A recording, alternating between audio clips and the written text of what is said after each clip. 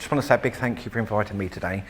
Yeah, it's great to be here. As Paul said, my name's Mark Neary, and that's my son Stephen. And our story kind of began in 2009, and it led to kind of the case that got an awful lot of publicity back in 2011, the Neary versus Hillingdon case. So what I was going to do was to start with a little bit of background about how Stephen came to be away from home in the first place. Talk about the first 2 or 3 months of Stephen being in the positive behaviour unit, and then came the introduction of the Deprivation and Liberty Safeguards, so talk about that kind of process, and then kind of what happened towards the end of the year when we eventually got to court and Stephen came home. When I've been asked to speak at these sort of events before, I always kind of start with an apology, because the narrative of the story is a bit kind of all over the place. For those of you who are familiar with the judgment, one thing we found out when we got to court was that for the major part of 2010, Hillingdon led Stephen and I to believe one thing was happening, whereas they had quite a different agenda at the same time. And obviously, as we were going through the year, we didn't know that. So that kind of plays havoc with the timeline of the story that I'm going to tell you. So I will boing backwards and forwards between what we thought was happening and what was kind of really happening at the time. Do feel free to kind of ask me any questions as I go along, and I think there'll be time at the end to take more questions. Right, so the story sort of began on the day before New Year's Eve 2009. Stephen is autistic, and he always finds, and you know, for somebody with autism, routine is probably the foundation stone of his life. And Christmas is always a tricky time because routines change at Christmas. For example, Stephen's a big fan of Countdown. He watches Countdown every day. And for 2 weeks over Christmas, Countdown always goes off the air. So we have to find something else to do at 3:45 on a weekday afternoon. The places that Stephen goes to kind of close down for a Christmas break. Support workers take annual leave. So everything kind of sort of goes up in the air the 2 weeks sort of before Christmas. And then a weird thing happens, because I suppose over his life, Stephen has kind of got a very specific routine for Christmas Day and Boxing Day. So although it's unlike every other day of the year, Christmas Day is always the same. Always Christmas presents to open, always turkey to have for lunch, Christmas top of the pops in the afternoon, cheeselets and twiglets to eat during the day. So he kind of accepts the routine of Christmas Day and Boxing Day, and then once the twiglets have been eaten, then the anxiety cranks up again until all the other routines start again in January. So ever since Stephen was tiny, I've always kind of known that those 2 or 3 weeks around Christmas, it's a case of sort of battening down the hatches really, and just doing what we need to do. But that particular year, 2009, it was the day after Boxing Day. I went down with, I've never had flu like it actually, before or since. I was completely sort of flat out.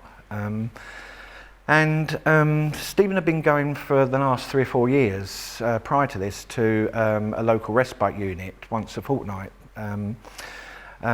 So I went into work on the morning of the 30th of December, came home at lunchtime feeling really rough, and Stephen, I think, was just going out to the gym. So while he was out, I phoned the manager of the respite unit and asked whether they had a bed for a couple of days for Stephen. He was due to go there at the weekend anyway. This was a Wednesday. And the guy said, yes we do. So the plan was, when Stephen left home that day, on the 30th of December, that he was going away for 3 days respite and coming back on the Saturday. But it actually took a whole year for Stephen to return home. I sort of regret the speed in which that happened on that day, because once again, being autistic, you need to give Stephen a lot of preparation for things.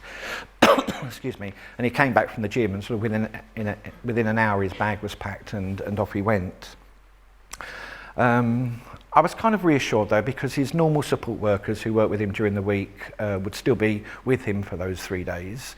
I also knew that the things he was planning to do on the Thursday and the Friday, they were also open as well. So a big change not being at home, a big change not seeing me, but all the other routines kind of fairly stable. The following morning, New Year's Eve, I was woken up at about 7 o'clock by a phone call from Stephen's social worker. She wanted to come and see me urgently.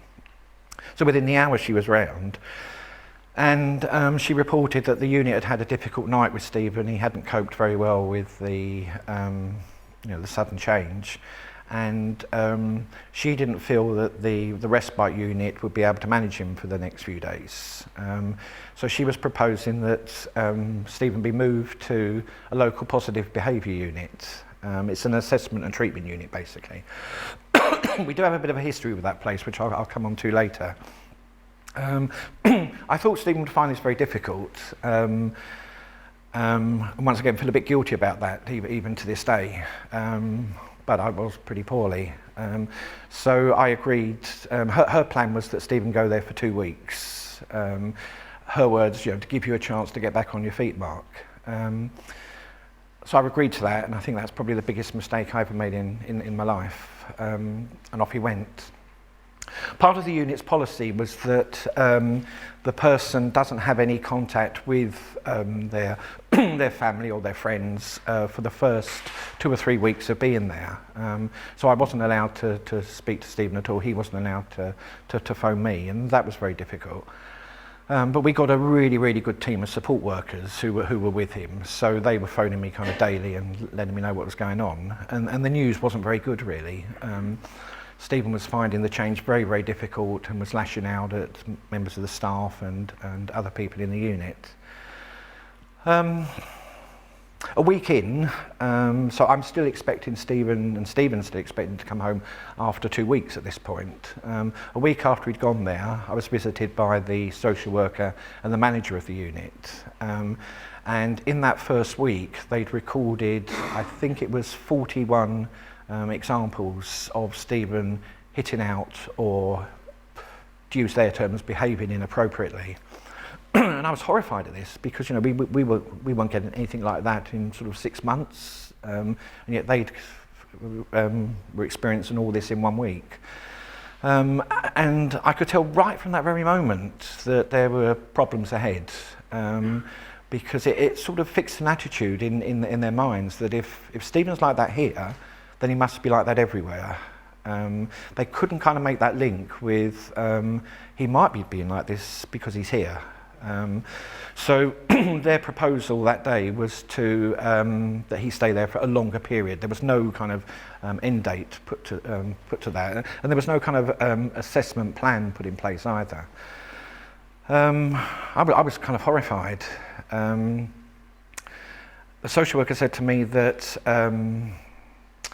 there were a couple of things really that were a bit daunting really with that meeting. One was if I didn't agree to the proposal, then his support plan would have to be reviewed, and that kind of sort of struck the fear of God in me. And the other thing was that I had to put a good case for Stephen's return home.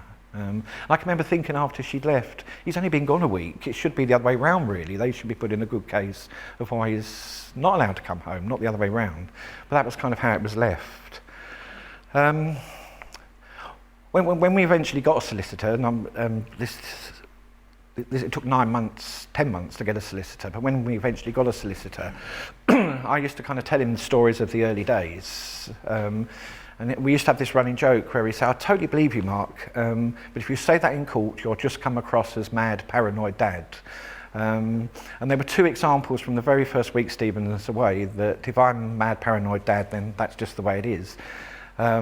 Firstly, on that meeting when the social worker and the manager came to see me, I said, before I agree to any extension of Stephen being there, what I want to do is I want to set up a meeting with all the support workers who've been seeing him. They weren't very happy with that. They said, no, all feedback's got to come through them two. So I wasn't allowed to speak to Stephen's regular workers either. But I phoned them all up and arranged a meeting for them later on that day at 4 o'clock. Got a phone call from the social worker at 3:45. She got wind of the meeting and cancelled it and was refusing to allow the support workers to come. So a week in, these guys who'd been sort of trusted lieutenants for sort of several years, all of a sudden we weren't being allowed to talk to each other. The second kind of mad paranoid dad thing that happened was Stephen was due to have an appointment with his psychiatrist the Friday of that week, so 2 days after the meeting. And this was going to be the first time that I'd seen Stephen since he walked out of the door on New Year's Eve. So I went along, and I got there really early, about half an hour before the appointment was due to happen, because I knew Stephen would have lots and lots of stuff to talk about. And I'd been waiting outside a couple of minutes, and all of a sudden they all appeared from behind me, and the appointment had been brought forward, but nobody had told me. So I never ever got to talk to the psychiatrist about why Stephen was there in the first place. When I saw the psychiatrist's report in court, it was all framed as Mr. Me was unable to cope with Stephen's behaviour at home. And of course that wasn't the case. Well, in a way it was true, because I was unwell at the time, but it wasn't like that wasn't a statement of how home life was like normally. So the first few weeks were really difficult. The number of incidents they were recording in the unit were going up and up and up and up. I'd be getting phone calls from the support staff, quite desperate really, not knowing what to do with Stephen because he was quite traumatised. So we plodded on, and I suppose the next kind of sort of significant event was the end of February, and we're called for a 8-week review, It was typical of the whole year really that Stephen was away, that I was never shown any kind of reports prior to meetings. It was always presented there at the meetings. There was never any time to kind of absorb the information. So I remember turning up for this review meeting and being presented with the logs of kind of how Stephen had been over the 8 weeks. And it was horrendous. Something like 212 examples of Stephen hitting out or doing what they would call unacceptable things. And I was in tears, to be honest, because what I was reading on these reports bear no relation to the son that I'd known for the previous 19 years. So we had an hour of lots of really kind of sort of grave discussion of how we're going to deal with this. Stephen can't possibly come home whilst his behaviour is so challenging. It was pretty desperate, and then all of a sudden, halfway through the meeting, the manager of the unit suddenly said, "So now we need to start talking about the transition home plan." So on the one hand, I've been hearing all these stories about how it's too much of a risk for Stephen to be at home, and now we're talking about the transition home plan. Now, of course, when we got to court, this is one of the parts where the story jumps a bit. When we got to court, we realised we knew that the transition home plan was, as the judge says, a fake transition home plan. There was never any intention at all, even back in February, that was going to be the outcome. But the transition plan was sort of set up, I suppose, to manage me and Stephen. It was an incredibly long, drawn-out transition plan as well. So it was this. So Stephen was going to be allowed to come home for 4 2-hour visits on a Monday afternoon. If that went okay, then he'd be allowed to come home for Tuesday evenings for 2 or 3 hours on a Tuesday evening. If that went okay, then it would be a few hours on a Saturday afternoon, and if that went okay, he'd be able to have overnights, 4 overnights on Saturday night. And if that all went okay, then there would be a return home. So my maths isn't very good. That's 16 weeks, which seemed an incredibly long time. He'd only been away 8 weeks at this point, and we're now looking at another 16 weeks before he could come home. I didn't really have any choice. There wasn't an option at that point, so we had to kind of agree to it. And so the transition plan started, and immediately, I'm not saying Stephen's behaviour in the unit changed, that continued to be very difficult for them to manage. But it was quite galling really, because when we got to the phase of the Tuesday night home visits, there would be myself, Stephen, one of his regular support workers, And a guy from the unit used to come along as well. And ever since Stephen was about, I don't know, 11, 12, our Tuesday night thing is we always do a mammoth music DVD session. So we'll watch 10 music DVDs, have a break, and then watch another 10 of all Stephen's favourites: ABBA, Take That, the Pet Shop Boys. We do them on a loop every kind of 4 weeks. So it was Tuesday night, so that seemed to be the appropriate thing to do. And it was the most weird, horrible kind of experience. So there'd be me, Stephen and Francis, his normal worker, sort of singing and dancing in the living room, and the chap from the unit sitting there with a little book kind of making notes on how we were sort of interacting with each other. It's very hard to be natural when there's somebody sitting in the living room kind of observing everything you're kind of doing.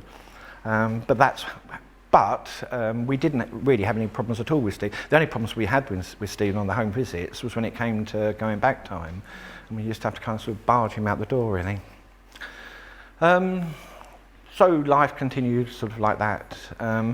The judge says in his judgment that during that sort of period, so with February, March, April time, I got very, very bogged down in sort of day-to-day stuff and kind of lost sight of the bigger picture of which was, what's he doing here? And an example of that, and coming to speak at these sort of events is slightly my chance for revenge. There's a quote in the judgment we found when we got to court. The social worker had sent an email to all her colleagues at the end of February, and the email starts, "There's always something or other with Mr. Neary." The judge said Mr. Neary had done nothing to earn that disrespect. But what it doesn't say was what that was all about. That was a response to an email I'd sent to her and the manager of the unit. There was another chap in the unit, and I'm not knocking him at all. He does what he does. But he's got a thing about zips and cords and ties and things. So he would go into the other residents' bedrooms, going into the laundry room and remove everybody's zips. So I'd been with Stephen at the gym one day for his football training, and he was doing some short sprints backwards and forwards. And every time he kind of got to the end, his shorts were down at his ankles. And the support workers were saying exactly the same things happening in the swimming pool. Stephen will get out the water, and he was leaving his trunks behind because the cord's been pulled out. So for me, it was a question of kind of respect and dignity, actually. So I just sent an email to the social worker saying, can we look into this, please? And that's what prompted the "there's always something or other with Mr. Neary" response. Of course, the next big thing that happened, we now come to April, and the first deprivation of liberty authorisation. We never kind of really know what happened on that day. It was a Sunday. And here's an interesting thing about Stephen's autism, because even me, I'm probably the person closest to him, everybody kind of has a role in Stephen's life. So on Sunday mornings, my role is to take Stephen to our local MCA pool.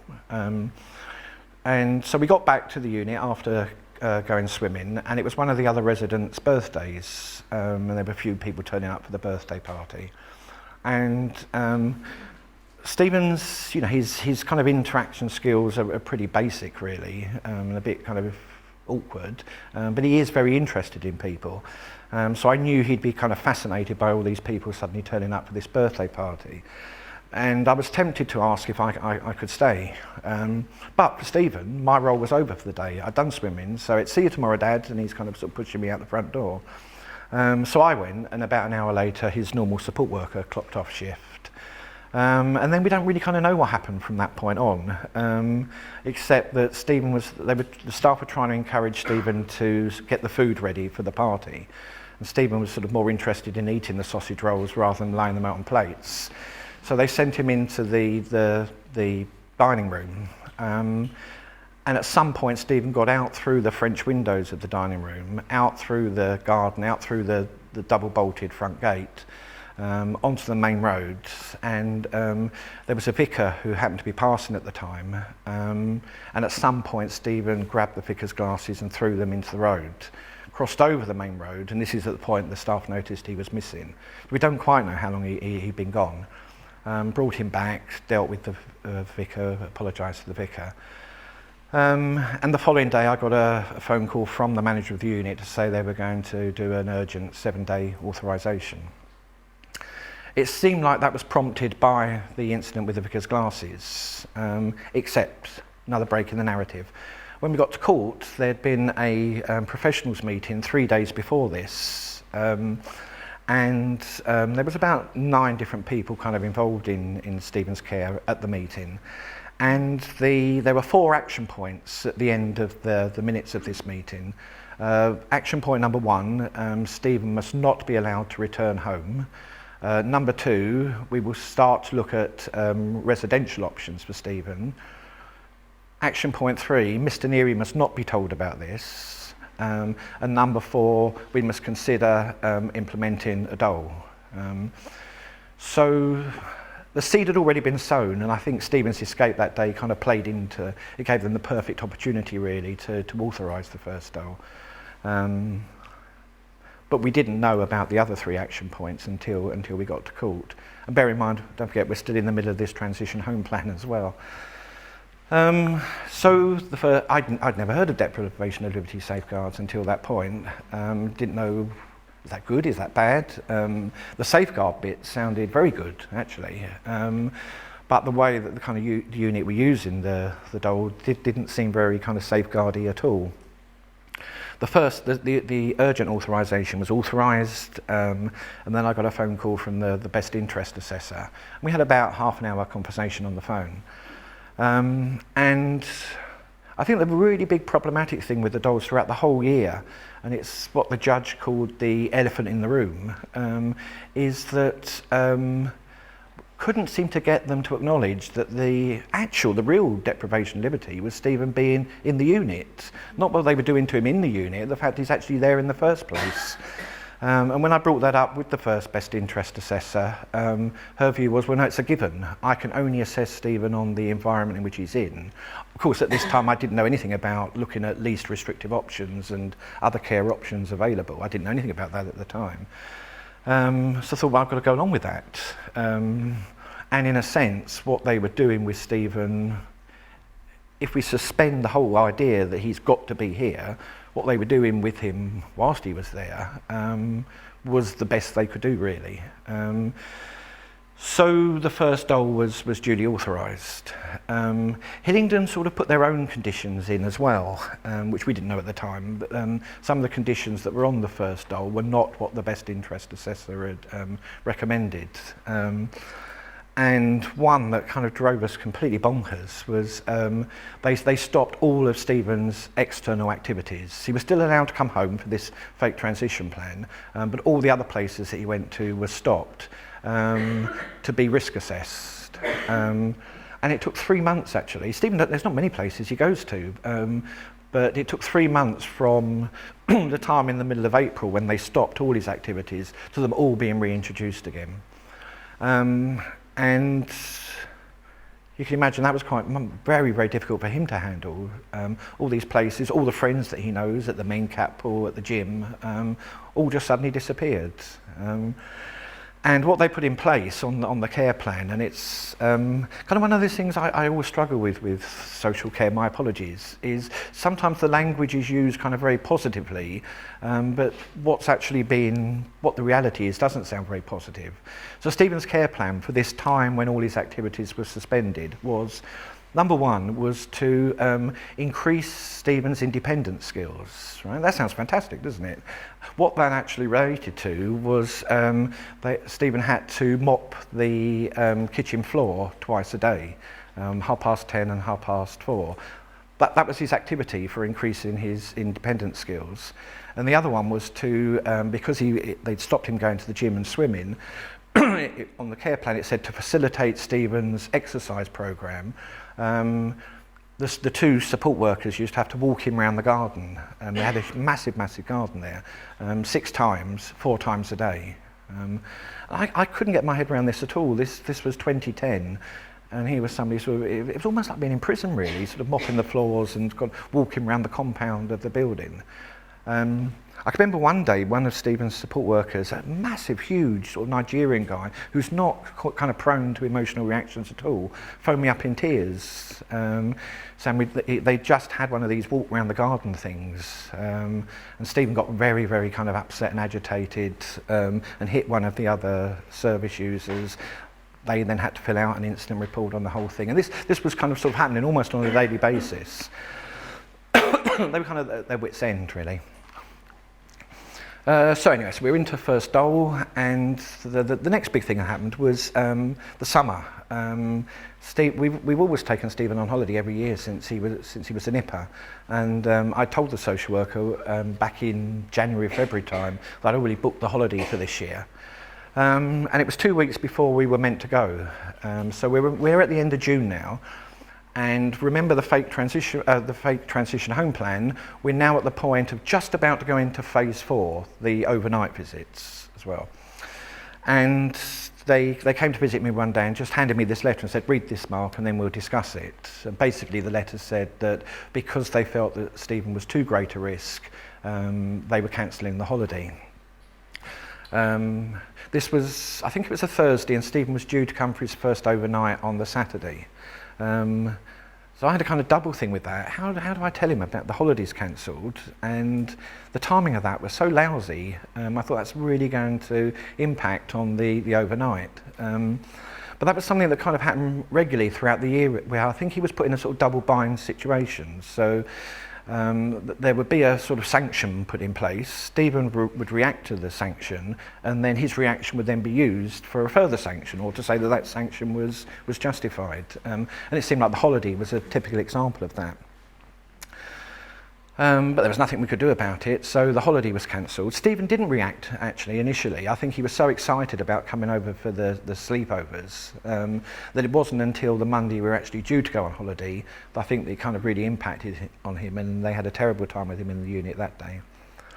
The second dole was authorised around this time. That was probably the worst one of the lot. I think the judge said it's got all the hallmarks of a document completed in a hurry. I had a phone call from the best interest assessor about 1 o'clock on a Friday afternoon, and she started by saying that she had to submit it by 3 o'clock. The deadline was 3 o'clock that day. And we had about, I don't think it was even half an hour sort of conversation on the phone. By this time, I knew a little bit more about doles, so I was kind of challenging some of the things that they had on them. But everything I said, the response was, but Hillingdon say this, ... So that there was you couldn't get anywhere with that. I've got to mention also, actually, when we had the first dole authorised, we were also turned down for an MCA. Now, I didn't realise the importance of an MCA at that point, but as the year wore on, I certainly knew that if both Stephen and me, I was appointed as RPR, that I was also entitled to an MCA. But yeah, there was a block put on that as well, and that was repeated in the June dole. The big day was the 8th of July. It was the week we were meant to be on holiday, and some of my friends had said to me, you go on holiday, Mark, you've had sort of 6 months of this, you need a break. But that didn't seem fair, really, and and also Stephen's still having this transition home plan, so it would have meant stopping that for a week. But I had booked the week off work, so I had a few days out. And I got home one day and there was a letter, and the letter basically said that we'd have a meeting. We feel that we've got to stop the transition home plan. Stephen is too great a risk, and we are now looking for... So the things that they decided at the meeting back in April that they wouldn't tell me about, the 8th of July was the day when they did kind of reveal what their plan was. That was the worst day. I can remember reading the letter, and I'm sorry if we're just going to have biscuits, because I remember throwing up all over the floor. That's kind of how big a shock it was. And that night, it turned out to be a severe panic attack, actually, but I did think I was having a heart attack. And one of Stephen's support workers phoned me whilst I'm waiting for the ambulance to turn up, just to tell me how Stephen had reacted to the news of not being allowed to come home for the sleepover that day, which you can imagine he hadn't reacted very well. And I'm saying to the support, Chris, I'm sorry, I'm waiting for an ambulance to turn up. And I can remember, I'm like bad about this now, I was sort of burdening this poor guy with what to say to Stephen if I died overnight, really. Fortunately, touch wood, it was just a panic attack and not a heart attack. But I did a really stupid thing when I got home from the hospital. I just unplugged all the phones just to go to bed for a few hours, forgetting, of course, that Chris would be trying to get hold of me to see whether I'd be okay. But there was something about that day that must have been the turning point, really, because from that moment on, I kind of sort of realised that I can't rely on this process, this DOLS process, the appeal process. That's not going to work. So I have to find some other kind of course of action, really. Somebody had sent me a list of solicitors who take on DOLS and mental capacity cases, and I'd had a few days back in May trying to contact some of them, but it had been pretty fruitless. A friend of mine has sent me, this was a couple of days after the panic attack, a good friend of mine had sent me a link to a Facebook page of a woman in a similar situation where her son was being kept in a home somewhere. And that sort of, should I do that? And spoke to a few friends about it, and they said, well, look, we need to get some help here. We need to get somebody, some people who've been through this, or you may get some people from the legal world reading it. So basically we set up a Facebook group called the Get Stephen Home Group.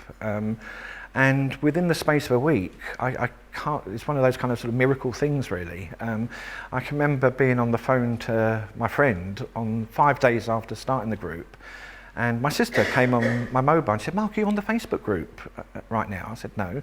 She said, where are all these people coming from? And we sat there, myself, my sister and my friend, all on 3 different phone extensions, kept pressing F5, and by the end of the evening there was 3,800 people who just suddenly appeared from nowhere. And that was a godsend, because there were people there. I don't know how many people have heard of Lucy Series, who writes a lot on DOLS and mental capacity issues. She joined the group, and she was kind of wonderful.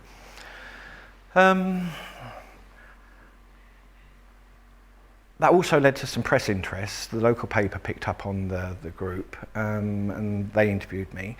And then a friend, in fact, I work as a counsellor, and one of my clients at work had read the story in the local paper. All sort of counsellor-client boundaries were broken in that week, and said he's a builder, and he was doing some work for a BBC guy. And he said, would you like me to tell the story to him? I said, yeah, okay. That led to a BBC interview. Another friend knew somebody who worked on Private Eye, so Private Eye Room suddenly became interested.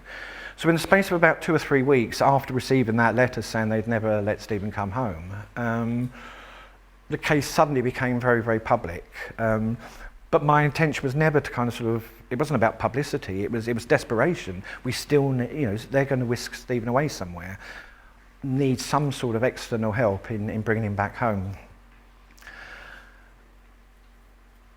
August, September sort of trundled on, and I suppose in September the third best interest assessor, I did actually meet this, it was the first of the 3 that I actually met. She came to our house and stayed for about an hour. It was the same though, it was the same thing about the unit is the given in this. I can only assess Stephen on his current living environment, so got nowhere there. And then came the big turning point, and I think it's genius that Stephen sort of brought about the big turning point in his own case. The guy is a genius. Stephen's a massive, massive Take That fan, has been since he was small. And this was the year that Robbie Williams rejoined Take That. And I can remember one of the home visits. Stephen came home, and on the front page of the paper was a picture of Robbie and the rest of the guys. He was so excited. Robbie's coming back to Take That. Robbie's coming back to Take That. Yeah, he's coming back. And on this particular night, it's the night that Take That performed as a 5-piece for the first time on the X Factor. And Stephen had been looking forward for this for 2 or 3 weeks. And once again, I wasn't there, so I don't know what happened. But it seems what happened. For a long time now, Stephen had been moved. There was a main living room in the unit, and Stephen had been moved from the living room and used to watch the telly on his own in the dining room. I suspect what happened was everybody else was in the main living room watching Take That on X Factor, and Stephen saw this as his opportunity. He'd had his bath, so he was in his pyjamas. He didn't even stop to put his shoes and socks on. He just bolted out the front door, out through the front gate, crossed two very, very busy main roads, and he was eventually found, probably about half an hour later, in a car park of a transport cafe. I don't think the staff who were on duty that night realised the significance of that. But when I saw Stephen the following day, he kind of told me exactly what his plans were. A couple of weeks beforehand, Stephen had failed a mental capacity assessment on has he got the capacity to decide where he wants to live. But I spoke to Stephen the day after the escape, and this was his exact words. Stephen Neary was going, he always talks about himself in the third person. Stephen Neary was going to Julie Neary's house, that's his mum. She lived about, the transport cafe was at the top of her road. So he was about 5 minutes from freedom, really. Stephen Neary was going to Julie Neary's house. Julie Neary speak to Mark Neary on the phone. Mark Neary come in the car, take Stephen home. He'd worked that all out. So he was about 5 minutes away from freedom, and then they found him and sort of took him back to the unit. But I think that's genius, really, to kind of work all that out. Whether he'd been planning that or not. Around a few days beforehand, I'd been told that the council were now submitting, asking for tenders to be submitted for Stephen's ongoing care. Whether he got wind of that, I don't know. But he kind of threw down the gauntlet that night, and it seemed really important to pick up on that. So that led to a bit more kind of press involvement. And I think it also definitely changed Hillingdon's attitude as well, because two very, very significant things happened in the couple of days after the escape. Back in August, they'd invited a psychologist to report on Stephen. And I remember the meeting with the guy. He was a lovely bloke, and he said to me he was going on holiday on the 16th of August, which was a couple of days after we met, and he said, I promise you I will get the report done before I go away on holiday. That was the 16th of August. We're now at the end of October, and I've been saying to the council repeatedly, is he reported? No, we haven't heard anything yet. But as we found out in court, they did get the report on the 16th of August, but they sat on it until the 28th of October. And the report in places, it was a very fair report, but it was quite critical of a couple of things. Particularly, one thing the report says was that the unit had paid minimal attention to Stephen's autism, which of course was what I've been saying the whole year. And it also talked in the report about the lack of advocacy for Stephen and to myself. So, saw the report, and also 2 days after Stephen's escape, I got a phone call from an IMCA. So we've been blocked ever since April. Now at the end of October, finally get to meet an IMCA. And she was just brilliant. I wrote about her in the book. She reminded me a lot of Lieutenant Colombo. That she's got a really bumbly style, so the pieces of paper all over the sofa. And she came with me to meet the fourth best interest assessor. Pages of paper all over the place, and I could see the other woman thinking, "Oh, nothing to worry about here." And then Scylla, her name was, she kind of fired out these sort of questions, got right to the heart of where we were at. She was just excellent, and the judge really commended her in the judgment as well. Said it was the first best interest assessment that deserves the name. And then things moved incredibly quickly. So we got our IMCA. The fourth dole was authorised, regardless of Scylla's input. And I can remember we went to a meeting towards the end of November. Scylla came with me to meet the council, who announced at the meeting they'd received all the tenders and they'd accepted one, and it was to be a hospital in Wales. We live in West London, so this is about 250, 300 miles away from home.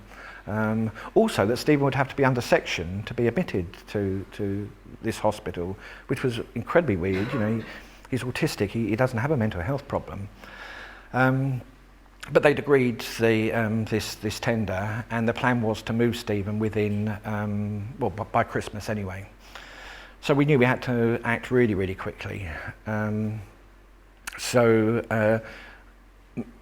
The IMCA and myself, we went for a drink after the meeting. She was just about to go off on a few days annual leave.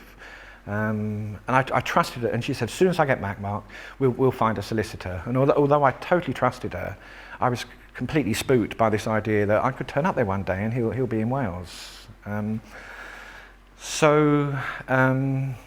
The following day, I took a day off work, and Lucy Series phoned me up, and she said, look, Mark, let's spend the whole day. We'll go back to that list of solicitors. We'll just spend the whole day, you and I, just constantly ringing them. Which is what we did. And she phoned me again about lunchtime. She said, I've just had this thought. She said, I know a law firm in Cornwall.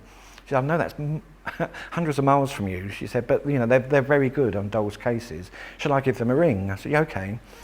And this is one of the things I know people don't quite believe when I tell them the story of how we eventually, 10 months on, got a solicitor. Chris, the lawyer from the Cornwall firm, just happened to be up in Paddington that day on a Dole's conference, and he was finding it a bit boring. He said he was prepared to bunk off the afternoon and travel across London to meet me, and that was it. That's how we got our solicitor. And things from that point on really, really accelerated. That was a Friday afternoon. By the Monday, they'd put in the paperwork to the court. Oh yeah, at the same time, Hillingdon had also made an application to court. They told me and the IMCA that they were making an application around the Doles. But of course, when we got the court paperwork, what they were actually applying for was welfare deputyship. The Dole wasn't even mentioned, so it could have gone before the court of protection, and the judge wouldn't have even known Stephen was under a Dole. It wasn't even mentioned at all in their application. I think they were sort of putting all their eggs in one basket, really, and hoping that, yeah, we'll get this welfare deputyship, we can take control, and then we can sort of get away with the Dole. Yeah, so 3 weeks after meeting Chris, the solicitor, we were in court. It was the 21st of December. Bear in mind, Stephen went away on the 30th of December the year before. I'd prepared myself for this kind of huge, long questioning in court, sort of going through all the sort of things that I've just talked to you about. And it was nothing like that at all. I was in the witness box for about 10 minutes. And the judge just wanted to know I remember him saying, if I terminate the Dole today, Mr. Neary, what sort of home life will Stephen have?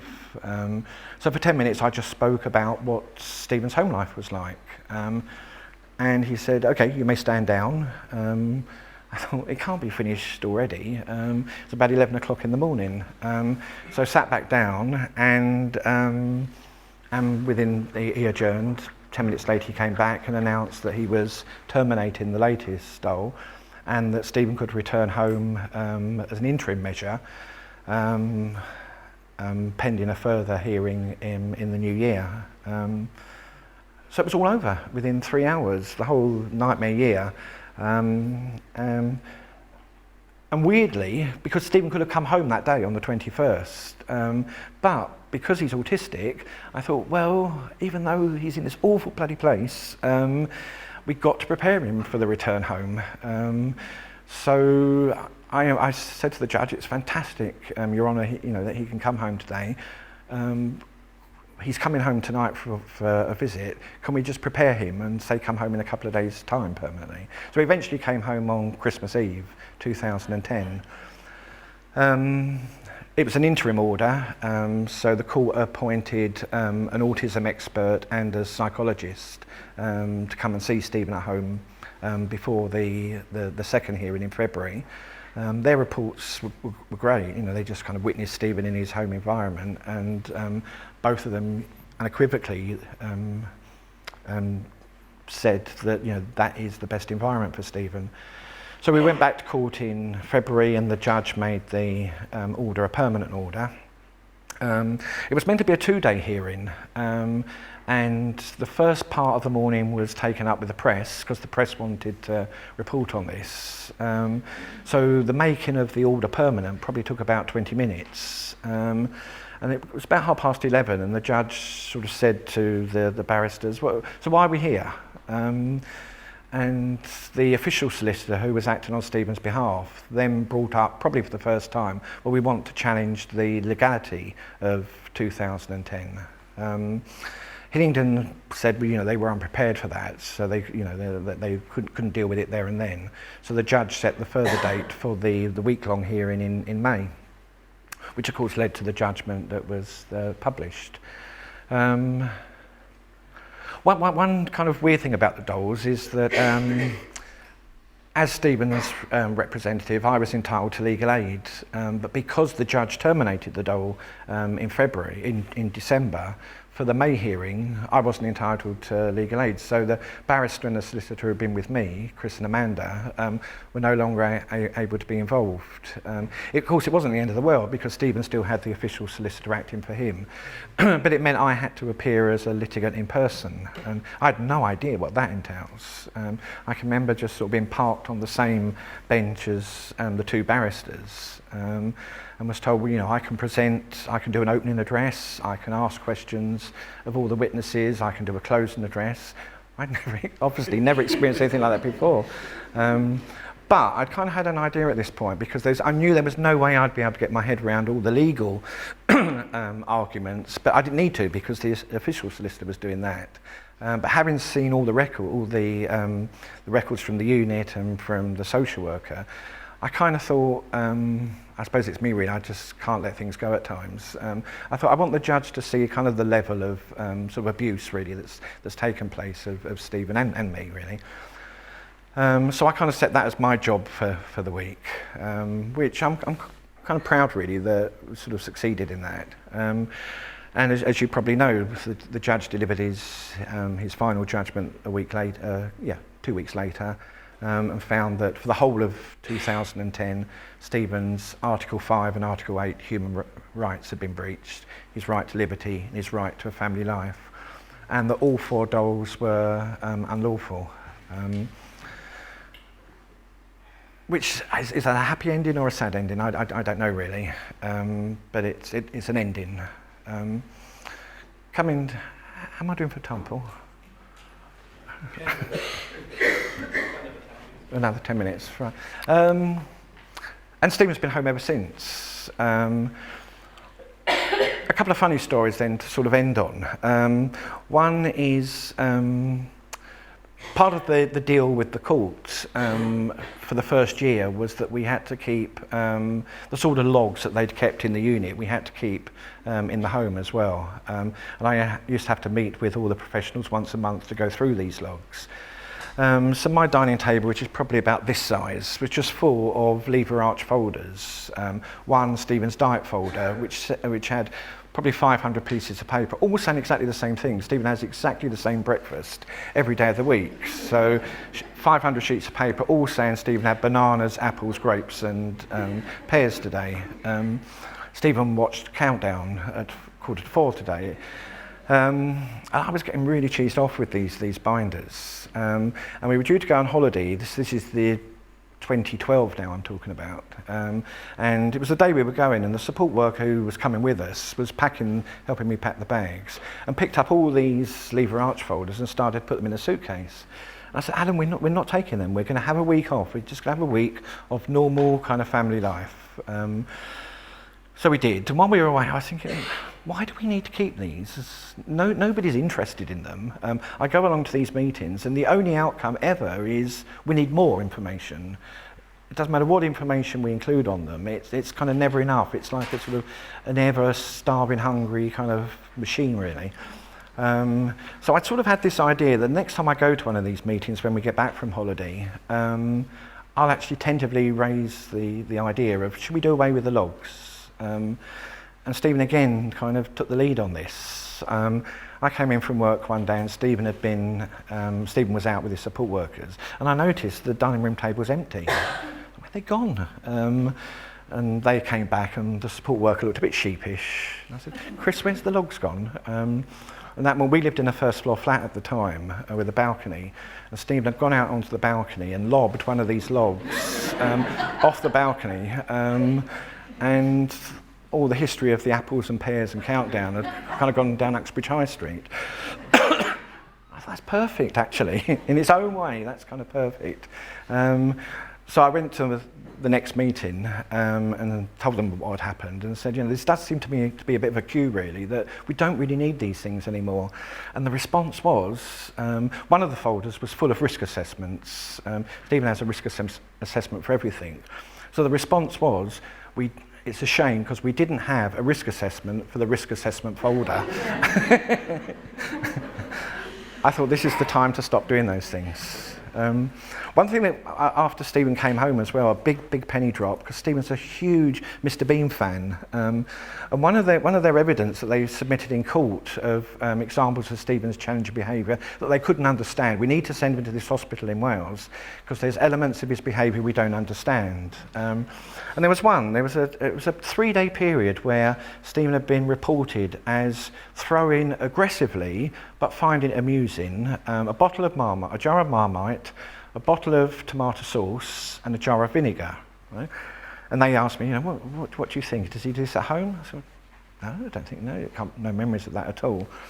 And about 4 months later, Stephen's home at this point, and he's watching a Mr. Bean episode, and Mr. Bean's decorating his living room, and there's a table underneath the serving hatch from the kitchen, and Bean moves the table and then goes into the kitchen and drops some stuff through the serving hatch to land on the table. Of course, the table's no longer there, so it all smashes on the floor.